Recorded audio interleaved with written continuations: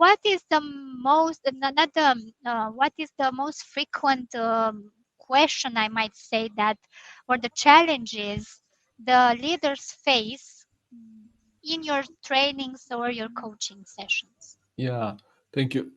I think the one of the biggest challenges that I help leaders with, they come around motivating and engaging people. Like we talk about this idea of engagement and motivation, and I think what has changed, some things have changed with the pandemic, right? So maybe not the values, but what has changed, for example, and this is also an impact in leadership, is now communication. And how can you communicate and stay connected with your people now, not seeing them in an office, right? Because of course, okay, we understand the flexibility. There is a, absolutely the upside, but it also comes with the downside, which is, maintaining the communication. And when someone doesn't come into the office and you don't see them, I don't see Madalina coming into the office every morning. I cannot see when Madalina is not doing well. I cannot see maybe early signs of burnout, or I cannot see when Madalina Yes, is exactly. disengaged, right? So all these things Yeah. I cannot see because I don't see you, right?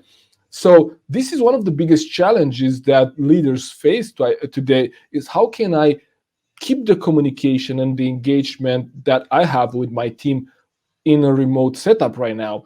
And I think the answer to that, and what we come up with, is more or less understanding each person individual motivators and being able to lead each person individually. I know this Yes, I sounds, agree.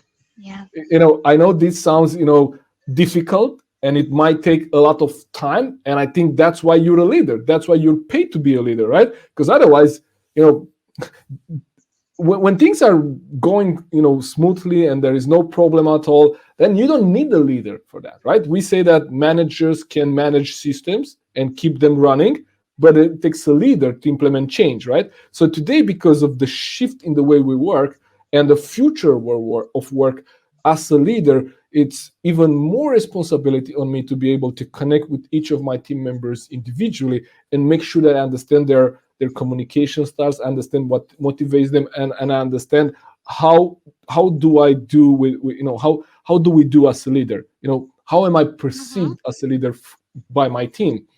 And I love assessments, so we have a series of assessments that we assist leaders with, and we take their teams through these assessments, and we also take the leader through these assessments, and we give them patterns in communication to better understand each other's style. So I think a big one, it's communication.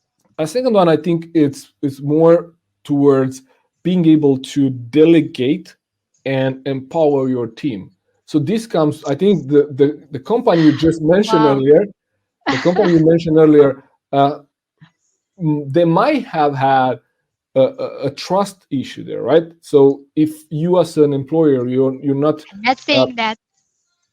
yeah, if you're not allowing your team members, right, your people, to work from home, it usually says two things: either you don't have a really good system to measure their performance, like whatever that performance is. If you're True. not able to measure performance, then you probably want to micromanage and watch people and check what they're doing. And secondly, you might have a system, but it's not performant. Because if you don't know how to manage, how to measure someone's performance, and how to you know not even compare to people, but just to know who's performing on your team and who's not. If you're not able to say that, then that's the need of micromanaging. So leader come to me and say, Florian, all these things come to my agenda, and how do I make time for that? And the answer to that is, build more leaders in your team and then Yeah. delegate to them, right? So these are the biggest questions. I mean, much more than that, but these are kind of the first two that came to mind when we think about what kind of challenges leaders bring to the table.